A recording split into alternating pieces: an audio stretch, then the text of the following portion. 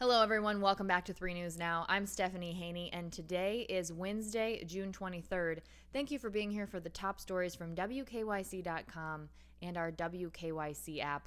We start today with a development in a story that we have been following for quite some time. Former Nickelodeon star Drake Bell, whose legal name is Jared, has pleaded guilty to Cuyahoga County charges involving a 15-year-old girl. Today, the 34-year-old admitted to both attempting to endanger children, which is a felony, and disseminating material harmful to juveniles, which is a misdemeanor. Now, police say this incident occurred back in December of 2017 when Bell was performing at the Odeon Concert Club, which is in the East Bank of the Flats here in the downtown Cleveland area. Now, at that time, Bell was 31 and the victim was 15 years old. Now, authorities did not specify exactly what happened at that club or surrounding the events of the concert, but police claimed that Bell and the girl knew each other for years and that he sent her inappropriate messages in the months leading up to the concert.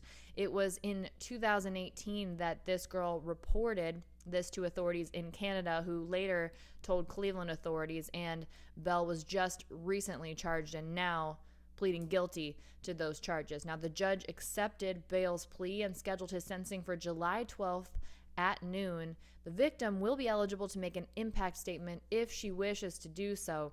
Bell, who many people know from Nickelodeon's Drake and Bell and also The Amanda Show, he could face up to 2 years in prison for this, although that is not a mandatory sentence in this case.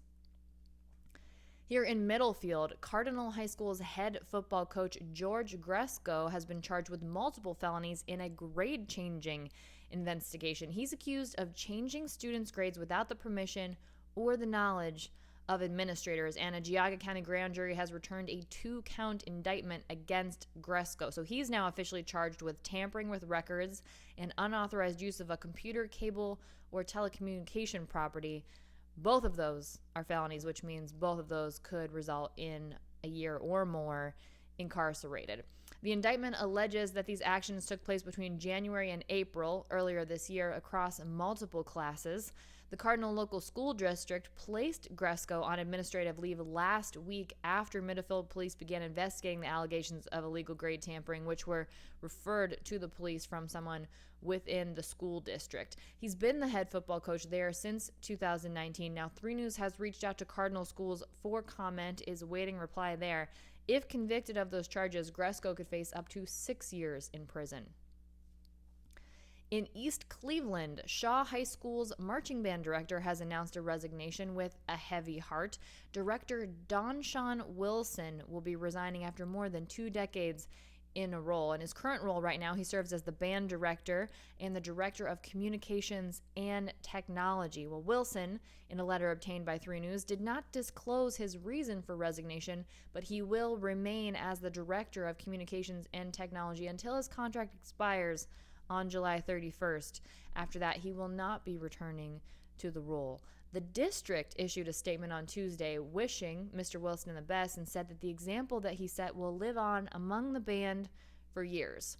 This is a developing story. As we get more details, we will bring those to you on WKYC.com as well as on our broadcasts. Now let's take a look at the latest COVID-19 numbers for today. First, from Johns Hopkins University, globally, there have now been a total of 179,294,304 reported COVID-19 cases. The U.S. has 18.7% of those cases as of today. That's down 0.1 of a percentage point from yesterday, with 33,568,896. Globally, there have been 3,885,031 reported COVID-19 deaths. Here in the U.S., with 15.5% of those deaths, we have had 602,618. The Ohio Department of Health reports in Ohio, we've seen 323 new reported COVID-19 cases in the last day. There have been 48 new hospitalizations, and there are 310 people right now in the hospital being treated for COVID. Out of those 310 people, 85 are being treated in an intensive care unit, and we've seen 5 new ICU admissions related to COVID in the last day. Taking a look at the people who are vaccinated in the state of Ohio, almost 13,000 more people have become completely vaccinated in the last day, and almost 9,000 more people have started the vaccination process in the last day. Those are both increases from yesterday. Now, part of the hope here in Ohio was that the Vax-A-Million drawing would encourage people to get vaccinated. Well, that last drawing is tonight, and that'll be at 7:29 p.m. We'll have that on Channel 3 on your regular TV broadcast, but you can also watch it on WKYC.com, on our Facebook and our YouTube pages. And this will be the last announced winners for one adult who has had at least one COVID-19 shot to win $1 million, and one person between the ages of 12 and 17 who has had at least one COVID-19 vaccination shot to win up to a 4-year scholarship at an Ohio university or college, including tuition, board, and books. So again, that's tonight at 7:29 p.m. In the basketball world, the Cleveland Cavaliers have landed the number 3 pick in the 2021 NBA Draft Lottery. That's taking place on July 29th. Now, the Cavs finished the season with 22 wins and 50 losses. They entered the draft lottery tied with Oklahoma City Thunder for the 4th best odds at landing the number 1 overall pick and slotted number 5. The Cavs jumped up to the Orlando Magic and Oklahoma City Thunder to move into the top 3 to get that number 3 spot. As a result of the draft lottery, which was yesterday, here's the top 3 picks for the 2021 NBA draft. First, Detroit Pistons. Second, Houston Rockets. And third, the Cleveland Cavaliers. Now, Cavaliers general manager Kobe Altman is optimistic about the franchise's future. It's interesting that we're actually looking at the Cavs right now in terms of how many years since LeBron James left in 2018. It's been 3. Here's what Altman said last month. He said, in terms of being in year 3, we're in a really good position. There's no quick fix. I can't snap my fingers and turn this thing around, but I do know that we're set up for sustainable success. So a lot of positivity coming from Altman. We'll see what the Cavs do with that number 3 pick on July 29th. Here's 3 possibilities from our sports analyst, Ben Axelrod. One of the possibilities, Jalen Suggs from Gonzaga. He is one of college basketball's top players last season. He helped lead Gonzaga to a 29-1 record. 14.4 points, 5.3 rebounds, and 4.4 assists was his average for the season. He's 6'4", 205 pounds. He's a strong defender, and he possesses, according to Ben, above-the-rim athleticism, playmaking prowess, and intangibles that make him perhaps one of the safest picks in this year's draft. Another possibility, another Jalen Green from the G League team Ignite. Jalen Green is the number 2 prospect in the 2020 recruiting class, and he opted to spend last season playing in the NBA's G League instead of in college. He played in 15 games for Ignite, which is in Napa, California. He's a Napa, California native. He averaged 17.9 points, and to go along with 4.1 rebounds and 2.8 assists. Another possibility for the Cavaliers, Evan Mobley from USC. He is the big guy in this year's draft. He's got strong athleticism, and he's 7 feet tall, 215 pounds. He led USC to the Elite 8 as a freshman. He averaged 16.4 points and 8.7 rebounds in 33 games last season. He is largely considered to be the second best prospect in the class behind Cade Cunningham. So it's possible that Mobley might be off the board by the time the Cavs make their pick. But if he is available, according to Ben, he could give Cleveland a solid alternative to signing Jarrett Allen to a contract that'll likely top $100 million this summer. Speaking of summer, let's talk about next summer.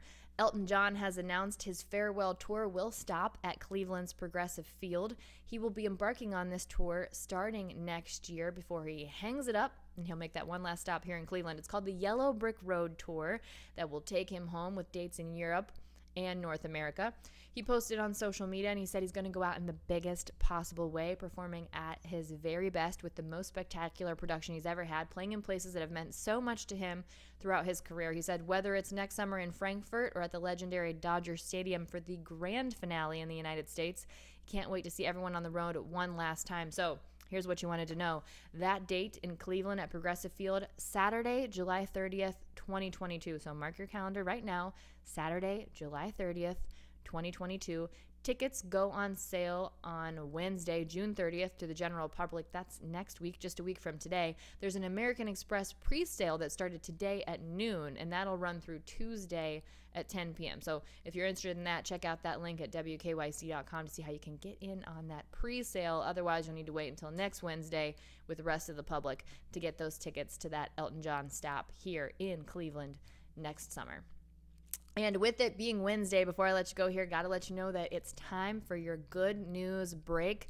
Every Wednesday at 1 p.m., we drop It's All Good News, telling you stories that will only make you smile. It's a fun one. This time, we've got the story of a first Father's Day for a family here in Northeast Ohio. Also, some members of a senior living community hanging out in a Lamborghini, sipping Bellinis and having an Italian feast. Tell you all about that. And an update on a little boy who sold his Pokemon cards to pay for his pet's parvo treatment. That's a lot of P's. So he sold those cards. It was wildly successful. There was a fundraiser, helped him raise a ton of money. We'll tell you what the family is doing with that money, and it is pretty incredible. And that is all part of your good news break. Again, every Wednesday, 1 p.m., It's All Good News on the WKYC YouTube page. I also tweet it out. You can find me there at _Stephanie Haney every Wednesday afternoon. That's it for your 3 News Now update today for Wednesday, June 23rd. I'll see you next up on What's New with your trending stories in the Clicking in Cleveland segment. And the really good news about this Wednesday is it's actually my Friday. So I will be out Thursday and Friday this week, but I will be back with you on Monday for more 3 News Now. And between now and then, everyone stay safe, be well, enjoy the rest of your week. Have a wonderful weekend, and I'll see you back here on Monday.